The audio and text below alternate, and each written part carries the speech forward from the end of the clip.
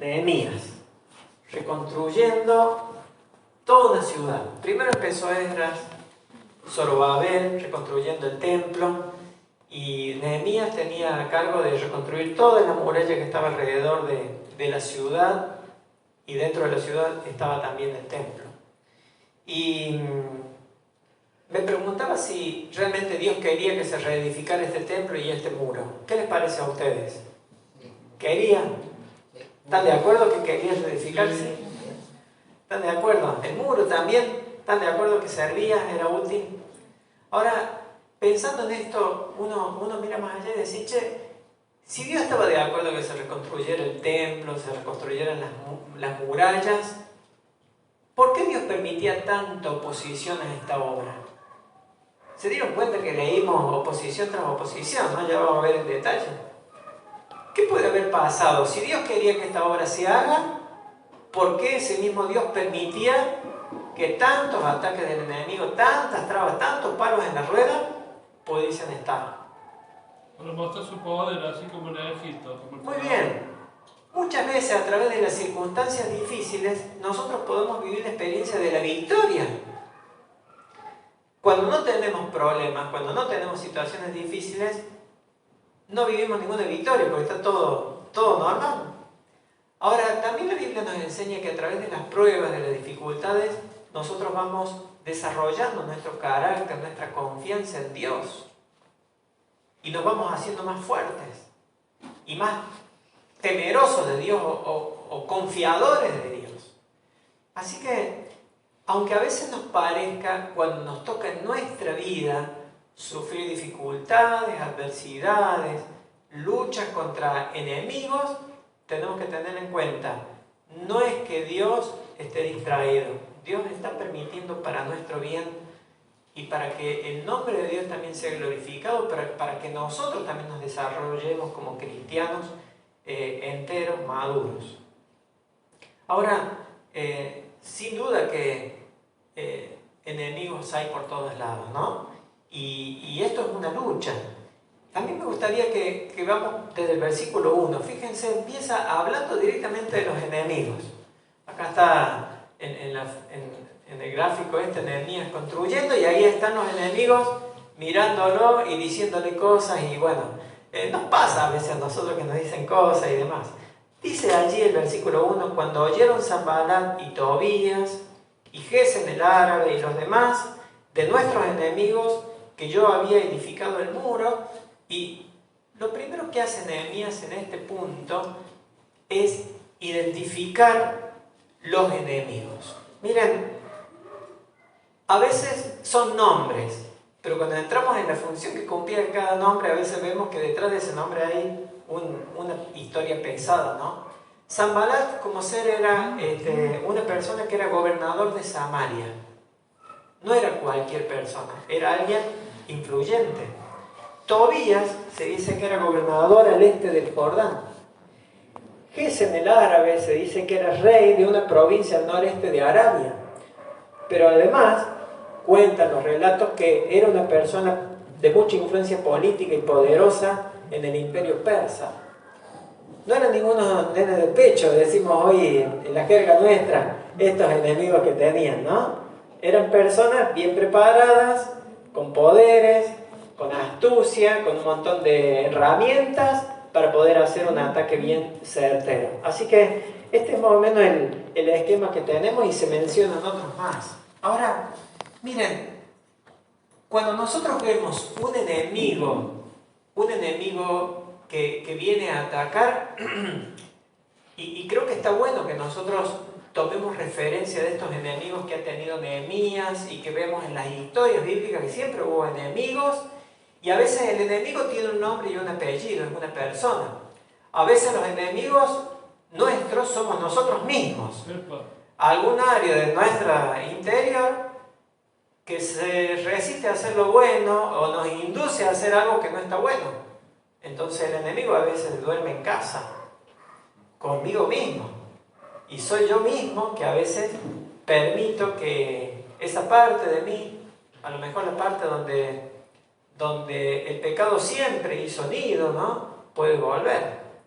Ahora, La Biblia habla también de un enemigo que es el enemigo número 1, que es Satanás.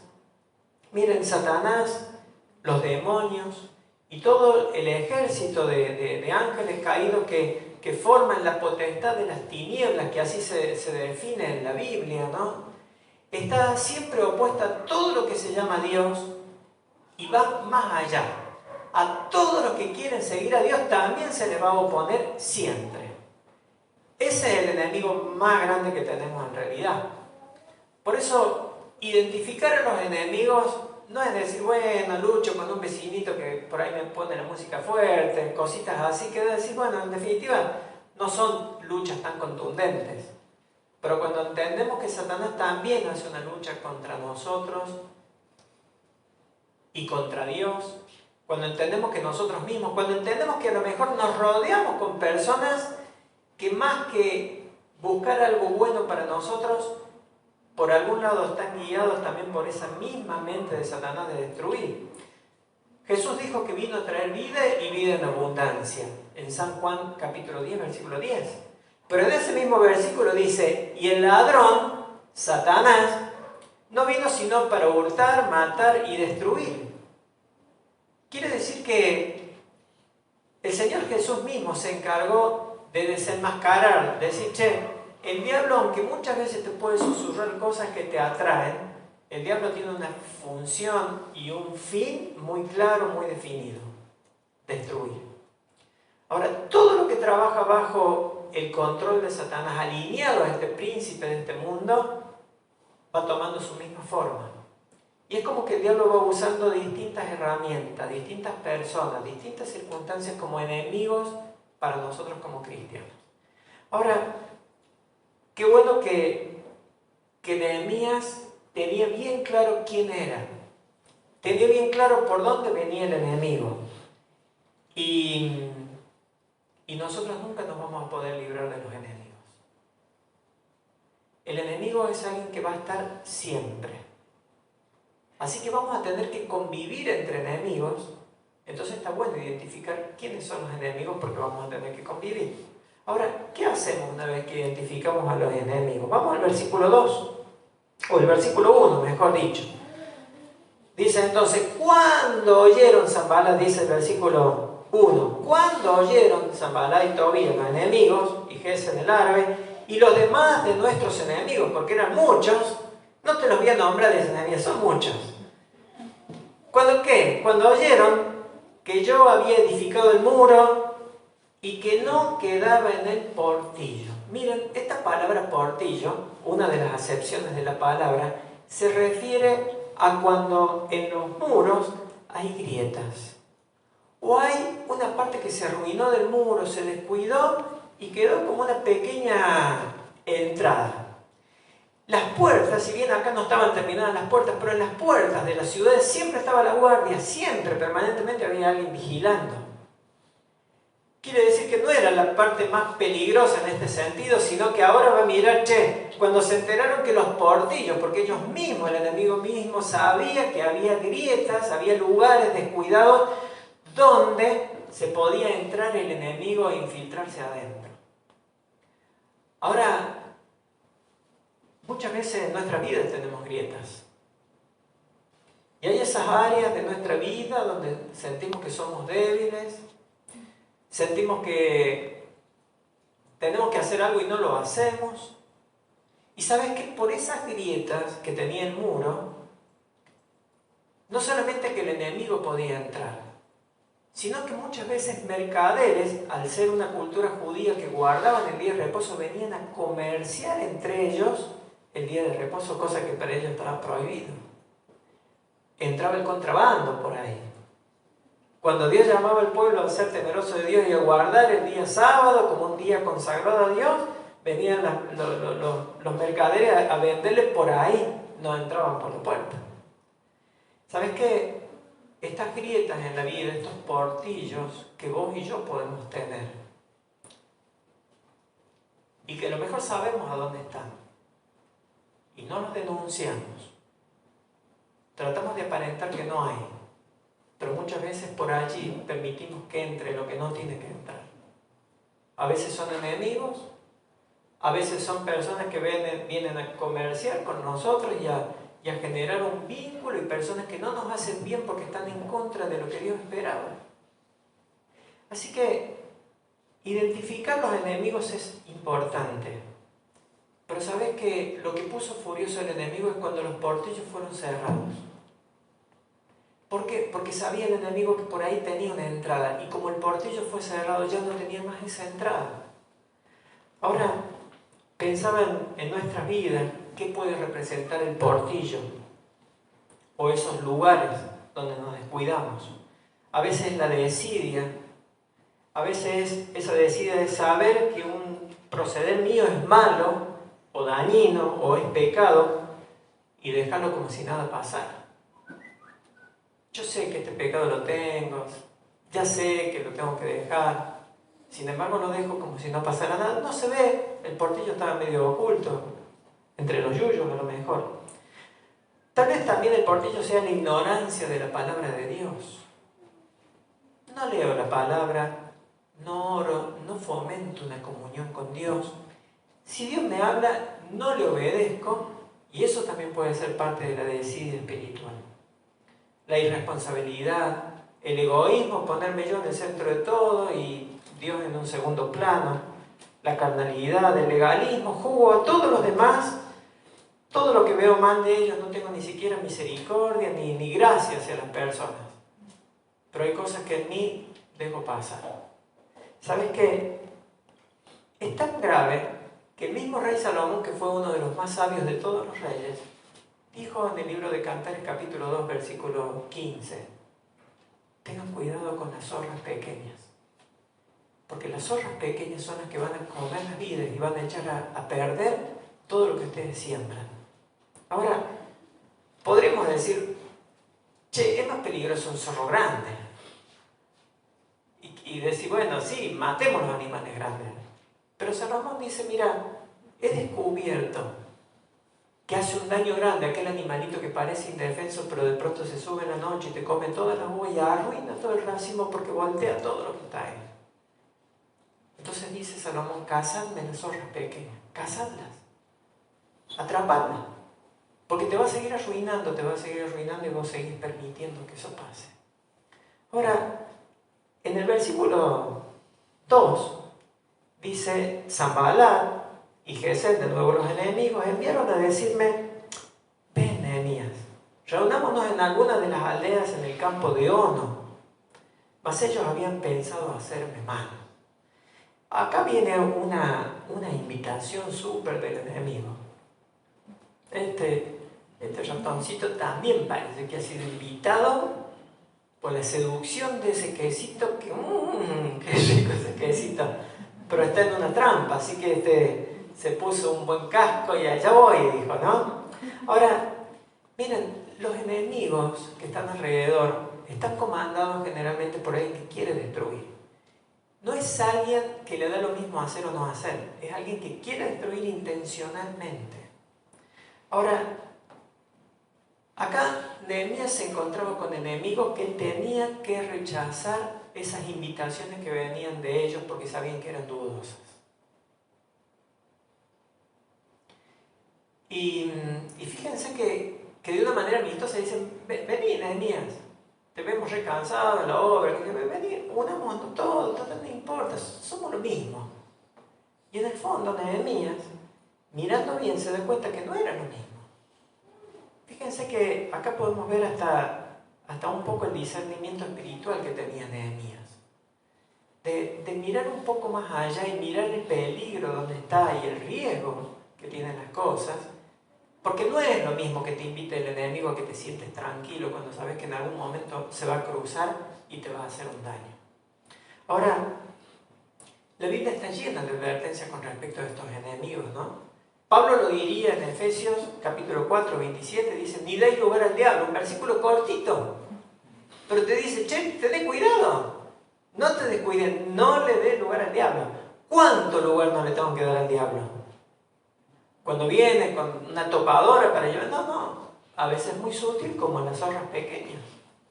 A veces ese permitido que te querés dar, o eso total nadie me ve, Y eso es lo que a lo mejor te está arruinando, y el enemigo que vos dejas porque no lo rechazaste, porque no te distanciaste, te hace invitaciones dudosas y tenés que rechazarlo.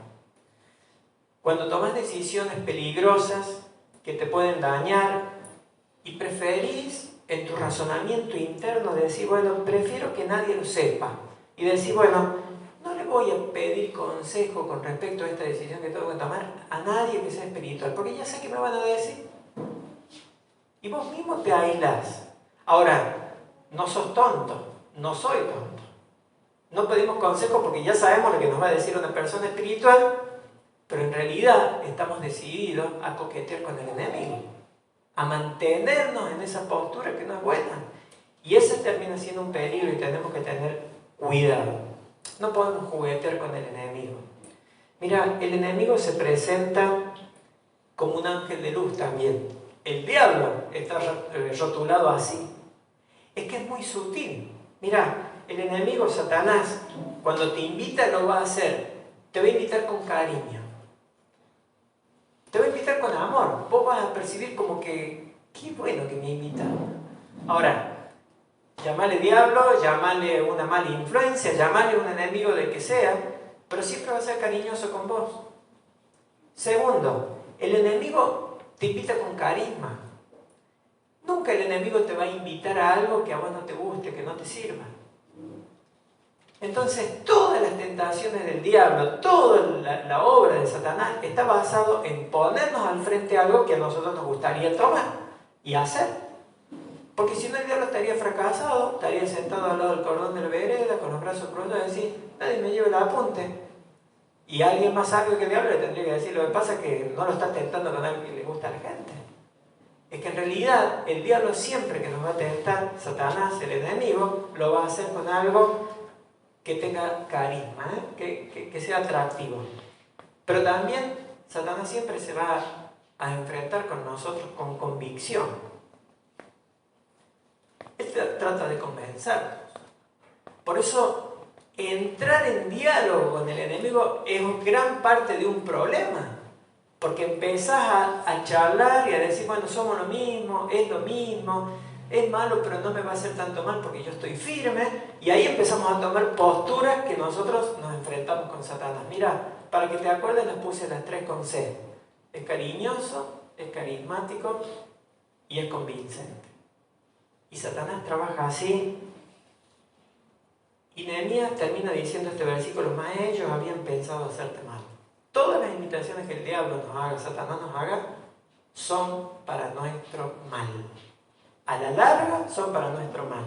A la corta a lo mejor voy a decir, bueno, disfruto, va, viene, pero a la larga es para destruirnos y para nuestro mal. No dialogues ni negocies con el diablo. Tenemos que huir de esa trampa. Ahora, Nehemías lo entendió, y fíjense en el versículo 3, qué lindo versículo. Dice, entonces, y les envié mensajeros diciendo, cuando lo invitaban, vení, reunámonos en ese campo de Ono. Y les envié mensajeros diciendo, yo hago una gran obra, y no puedo ir, porque cesaría la obra dejándola yo para ir a vosotros. Miren, Nehemías estaba totalmente entusiasmado, y estaba ocupado, tenía el tiempo ocupado en una gran obra. Estaba sirviendo a Dios y por eso él estaba en una gran obra y era la mejor obra. Estar ocupado en la obra de Dios, siempre estar ocupado en una gran obra. Siempre que vos te ocupes en la obra de Dios, vas a estar en la mejor obra de todas, porque es la obra de Dios. Siempre. A veces nosotros decimos, tengo que ir a servir. Tenés el gran privilegio de estar en la mejor obra y sirviendo con el mejor patrón. Es una bendición tremenda. A veces nos cansamos, sí.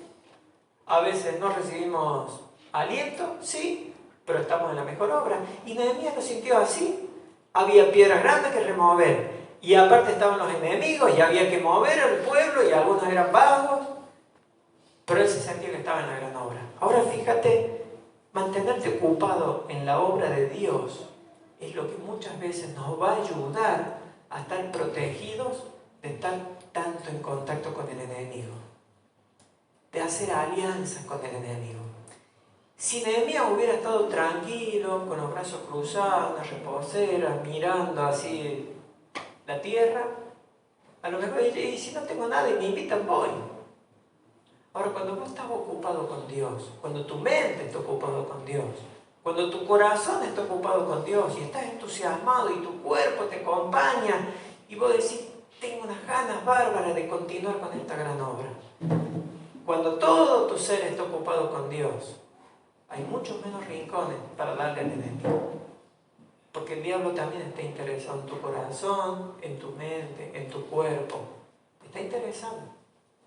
Ahora fíjate, la respuesta de Nehemías fue una respuesta de decir, che, yo no puedo ir, yo estoy ocupado. Ahora a veces estamos sin hacer nada. Y es un terreno peligroso cuando como cristianos nos quedamos sin hacer nada. No es que tenemos que hacer porque sí. Tenemos que hacer enfocados a quién le servimos y lo que estamos haciendo, dimensionando. Estamos haciendo una gran obra. Pero tenemos que estar enfocados en Él. Para que nuestro tiempo esté ocupado en Él, nuestro esfuerzo esté ocupado en Él, nuestra mente esté ocupada en Él. Entonces el diablo tiene mucho menos lugar para ingresar. Ahora, qué bueno verlo a Nehemías sirviendo con pasión, sirviendo con integridad y de esa forma estar apartado del mal. Ahora, fíjate el versículo 4 y el versículo 5. Dice, y enviaron a mí con el mismo asunto hasta 4 veces. Y yo les respondí de la misma manera. Entonces Sanballat envió a mí su criado para decir lo mismo por 5ª vez, con una carta abierta en su mano. Parece raro, ¿no?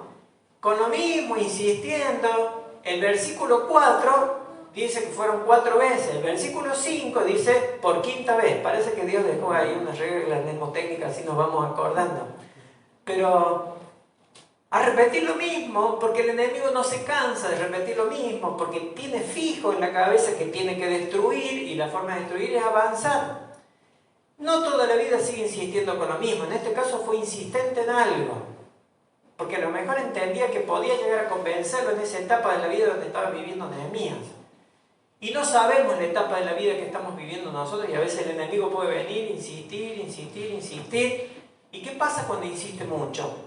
O le empezás a creer al enemigo, che, ¿no será que estoy siendo tonto de no aceptar la invitación? Estoy perdiendo esta oportunidad, se me pasa el carro.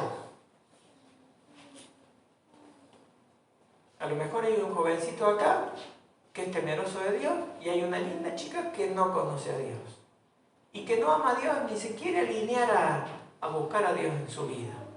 Y te insiste, y a vos te gusta, y te insiste. Y vas a decir, qué lindo que me insista porque es una linda chica. Y te sentís el galán. Pero tenés cuidado. Que en eso de sentirte importante por la salamería de sus palabras, como dice Proverbios, no te estén volviendo. Ahora miren este enemigo que hace una intimidación con esa insistencia, ¿no? Y en realidad Satanás siempre trabaja con estas formas parecidas. Es como que Satanás te pone la mira, y yo lo estoy mirando a cada uno específicamente, y recorre y mira, y va mirando las debilidades de cada uno, y va mirando por dónde entrar, y va mirando a ver si hay algún portillo, alguna grieta, algo por donde puede entrar. Ahora, es un trabajo muy fino del enemigo, es un trabajo que está apuntando directamente a destruir. Es un trabajo de alguien que no se cansa en hacer ese trabajo, no abandona, no se desanima y los ataques siguen. Por eso, fíjense cómo lo pintan tan claramente. 4 veces y después viene con la 5ª vez. Ahora, miren, nosotros cuando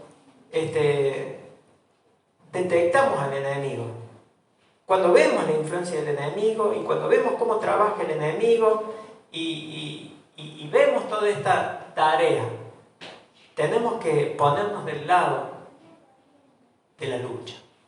Hubo un personaje, una persona en la Biblia que se llamó José, capítulo 39, versículo 10 de Génesis. Desde el 37 empieza la historia, es una historia fascinante. Mira, José estaba viviendo una situación muy difícil.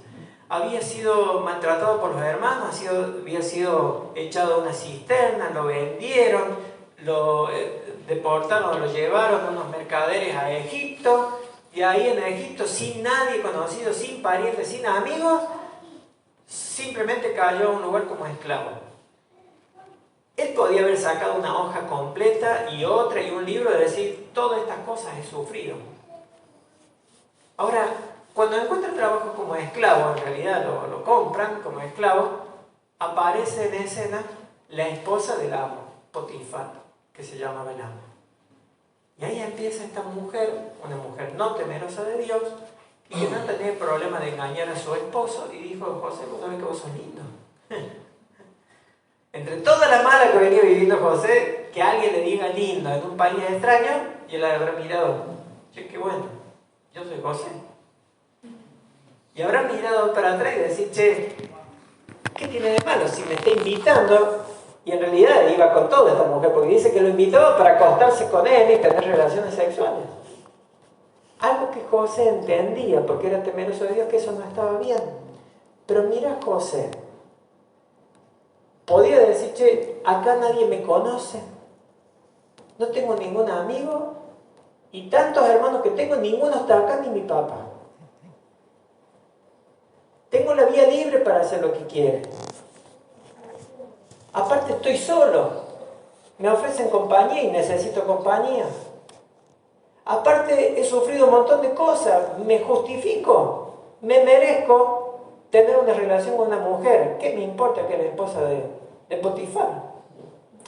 Ahora, cuando viene la invitación, en el versículo 10 dice, y cada día la mujer insistía en la invitación, acuéstate conmigo. Ese cada día me habla de esta insistencia. Porque es el mismo enemigo que un día trabaja de una forma, otro día de otro. Y José, aunque se fue a otro país, el enemigo también trabaja en el otro país. ¿Te das cuenta que no nos podemos escapar? Ahora, José cuando fue intimidado y fue tentado, dijo en un momento, ¿cómo yo podría pecar contra Dios? Y esta mujer un día preparó todo y lo agarró de su campera y dice que José dejó la campera en mano de ella y salió huyendo. Es decir, pobre tipo. No, estaba huyendo a un vencedor. Estaba huyendo a alguien que era temeroso de Dios. Y estaba huyendo hacia la victoria en realidad, porque si se quedaba era una derrota. Y ustedes lean en la casa la historia. Pero realmente en el corazón de José había un hombre temeroso de Dios. Y entre todas las cosas malas que podemos ver en la vida de José, vas a ver que se va a repetir una frase. Y Jehová estaba con José. Porque José tenía comunión con Dios. Ahora, tenemos que permanecer firmes ante la insistencia. Tenemos que permanecer firmes ante la insistencia. Dice Pablo a Timoteo en 2 Timoteo 2:22, huye también de las pasiones juveniles. Porque a nosotros también nos toca, nos pasa y nos pueden pasar situaciones así. Y si no huimos, si no permanecemos firmes ante la insistencia del enemigo, si no nos tomamos los recaudos, nos vamos a quedar entrampados en las manos del enemigo. Vamos al versículo 6, así avanzamos. Y fíjense, después que eso tampoco dio resultado, dice el versículo 6, el 5 decía que le agregaron ese ingrediente de la carta abierta. ¿Y qué dice la carta abierta? Bueno, en la cual estaba escrito, se ha oído entre las naciones, y Gasmo, que es el mismo Gesén, lo dice, que tú y los judíos pensabas rebelaros, y que por eso edificas tú el muro con la mira, según estas palabras, de ser tú su rey, y que has puesto profetas que proclamen acerca de ti en Jerusalén, diciendo, hay rey en Judá, y ahora serán oídas del rey las tales palabras. ¿Qué rey? Con el rey Artajerjes I, que era el rey de Persia, que era el que le había enviado para que ellos pudieran reconstruir. Dice, te vamos a acusar con él, pero para que no te acusemos, vení, por tanto, y unámonos, consultemos juntos. De nuevo el enemigo. Versículo 8. Entonces envié yo a decirle, no hay tal cosa como dice, sino que de tu corazón tú lo inventas. Porque todos ellos nos amedrentaban diciendo, se debilitarán las manos de ellos en la obra y no será terminada. Miren, acá hay una clara manipulación. Y el enemigo trabaja muy bien con esto de atemorizarnos, hacernos creer cosas que no son. Miren, cuando el enemigo instaura una mentira en tu mente y vos la creíste y vivís en base a esa mentira, tu vida es un problema. Ponele cualquier nombre a la mentira. Si la mentira que entró en tu mente es que vos no servís para nada, podés vivir pensando que no servís para nada, podés crecer pensando que no servís para nada y podés ser un padre que piensa yo ni siquiera sirvo para criar a mi hijo. Ahora volvamos para atrás. ¿De dónde vino esa mentira que no servís para nada? Eso es una manipulación del enemigo hacia nosotros. Como pecaste muchas veces, nunca vas a tener victoria contra el pecado. Entonces ya te instauraste, yo nunca voy a tener victoria con el pecado. No voy a ser como Lucas, nunca voy a llegar a ser como Lucas. Soy un pecador y voy a caer, y vivo y avanzo sabiendo que voy a caer y caigo, porque yo sé que voy a caer y ya creí que voy a caer.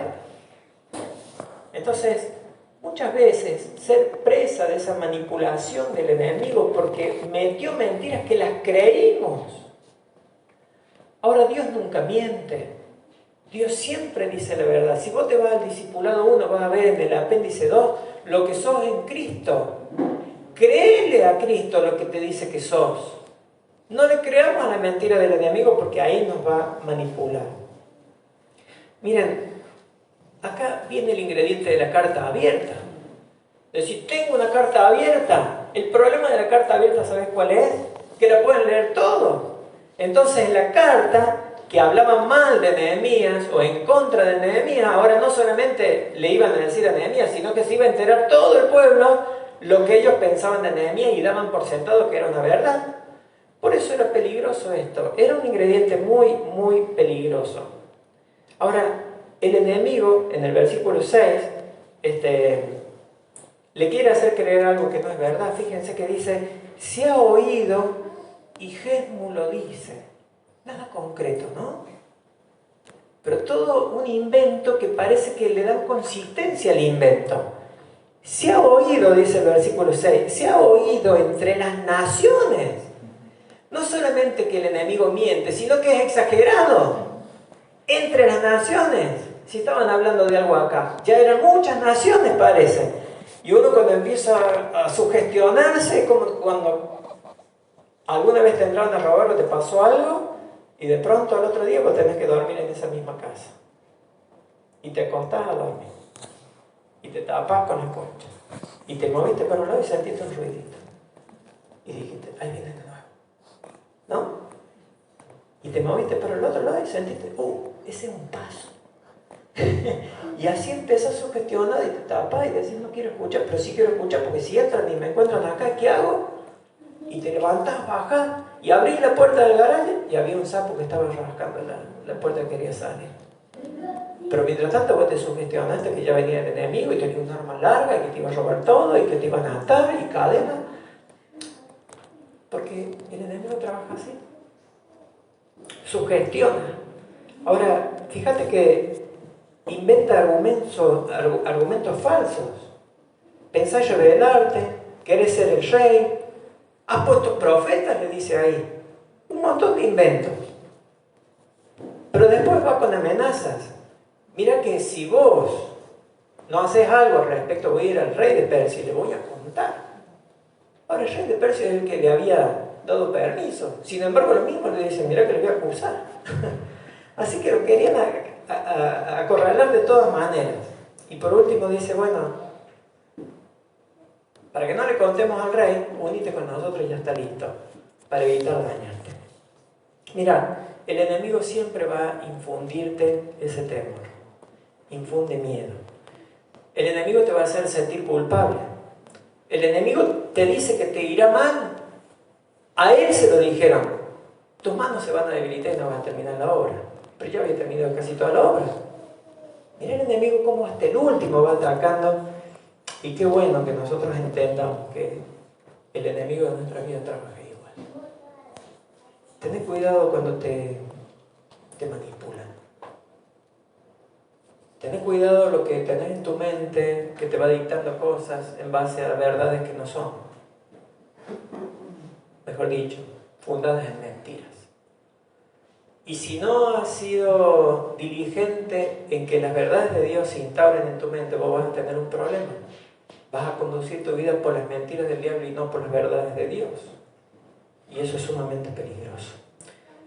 El versículo 7, fíjate que dice, el versículo 9, ya leímos el 7, y mira qué interesante la oración de Nehemías. Dice, ahora pues, oh Dios, en medio de toda esta lucha y ataques y, me quieren destruir, Dios. Ahora pues, oh Dios, fortalece mis manos. Miren, qué hermoso cuando encontramos oraciones de personas genuinamente luchando, pero sabiendo que en un momento se sienten tan abatidos con tanta lucha.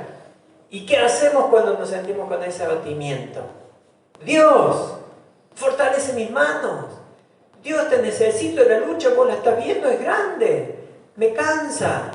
Vienen por todos lados, me insisten tantas veces, mentiras, amenazas, de todo. Pero ahí está la oración de un siervo de Dios, de un hombre de Dios que se vincula con Dios. Y en el momento cuando se siente débil, en vez de tirarse al abandono, dice, Señor, Dios, fortalece mis manos. ¿Cuánto nos hace falta de las manos de Dios que nos fortalezcan? ¿Sabes que Jesús mismo cuando fue tentado en el desierto, después que fue tentado, dice la palabra, y los ángeles descendieron para servirle? Porque los ángeles lo iban a acompañar a Jesús. Ahora, en otra parte del relato en Lucas, cuando relata la tentación de Jesús, dice allí, luego de tentarle el diablo, se apartó de él por un tiempo, agrega, como dando claridad de decir, clamemos a Dios, Dios viene a nuestro auxilio, nos fortalece, pero no nos confiemos, porque el enemigo vuelve. Se va por un tiempo, pero viene, él va a ser insistente. Ahora Pedro, cuando caminaba sobre las aguas y vio la tormenta, el viento, las olas, dijo, me hundo, Señor. Empezó a hundirse. Y ahí el Señor lo rescató y le dio la mano. Miren, necesitamos permanentemente recurrir a Dios con una oración. No somos autosuficientes, no somos poderosos nosotros mismos. Por más que leas la Biblia todos los días, ores, vengas a la iglesia y seas obediente a Dios y temeroso de Dios, dependemos de Dios en la victoria. Dios fortalece mis manos. Él estaba haciendo una gran obra y necesitaba que sus manos sean fortalecidas. Ahora, el versículo 10, mira qué interesante. Hay alguien que se está mirando, que es un gatito y se mira como un león. Y yo pensaba que hay algunas apariencias que engañan. Yo no sé cuando vos te miras al espejo cómo te ves, si más lindo más feo. Pero hay apariencias que engañan. Y fíjate, el versículo 10 empieza andando, vino luego a casa de Semaías, hijo de Delaía, hijo de Metabel, porque él estaba encerrado, el cual me dijo, reunámonos en la casa de Dios, dentro del templo, y cerramos las puertas del templo, porque vienen para matarte, si esta noche vendrán a matarte. ¿Quién es este otro enemigo que era Semanías o Semaías? Mira, Semaías era de la familia de los sacerdotes. En realidad, medio dudoso, porque si vas a Esdras capítulo 2, versículo 60, por ahí, vas a encontrar que está en la lista de los que no pudieron demostrar que eran de la familia de los sacerdotes. O sea, era un trucho, era medio falso. Pero era alguien que estaba en el templo. Porque si él se decía o venía de una raíz sacerdotal, eran los únicos que podían entrar en el templo. Los únicos que podían estar adentro eran ellos, los demás tenían que estar en el atrio. Ahora, ¿sabes que a veces las apariencias le engañan? Porque la voz que le dice ahora a Nehemías, vení, era una voz que venía del templo. Venía de la casa de Dios y las puertas podían cubrirlo. Entonces lo invita a este sacerdote falso. Ahora, Si la voz viene de Dios, si la voz viene de alguien que escuché en la radio, si la voz viene de un pastor, a ver, ¿la tengo que tomar como viene? Porque también podemos ser engañados. Ahora, nosotros tenemos la palabra de Dios. No es la palabra del pastor, no es la palabra del sacerdote, es la palabra de Dios, donde está la verdad. Entonces, tenemos que tener cuidado con las apariencias. Por ahí podemos escuchar discursos o prédicas muy buenas, porque cuando las pasamos por la palabra de Dios decimos, le falta esto, le falta parte de la verdad o le falta toda la verdad. Ahora fíjate algo, el trabajo con Semaías o Semaías estaba impulsado por los otros enemigos que lo habían coimado. Entonces le dijeron, mira, como estrategia, vos que sos como un sacerdote, te coimeamos para que vos lo invites, para que se meta Nehemías en la casa de Dios allí adentro y que le mienta diciendo, métete porque vienen los enemigos a matarte. Todo eso estaba influenciado por el otro enemigo que era Sanballat y Tobías. Ahora, el que esté dentro del templo y la voz venga de ahí no significa que la mande Dios. Satanás trabaja dentro del templo y fuera del templo. Más te digo, Satanás cuando va a tentar a Jesús hasta usa las escrituras. Ahora, mira finito, las usó mal, tergiversando algo, tomando, decir, mira, esta es la escritura, ¿no? Sí, y la aplica mal. Por eso tenemos que tener cuidado, y acá de nuevo el discernimiento de Nehemías. Esto no suena bien, esto no viene de Dios. Pero otro ingrediente más, Nehemías no era de la línea sacerdotal. Como no era de la línea sacerdotal, si él se metía al templo, estaba incurriendo en un error, en un pecado, en algo que todo el pueblo lo iba a juzgar para decir, ¿cómo Nehemías, si vos no sos sacerdote, te metiste al templo? Por eso él dice después, si yo me meto al templo me van a difamar, porque no le correspondía.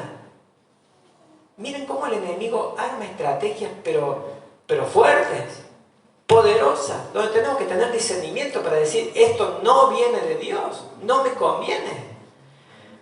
Ahora, qué interesante lo que él dice, ¿no?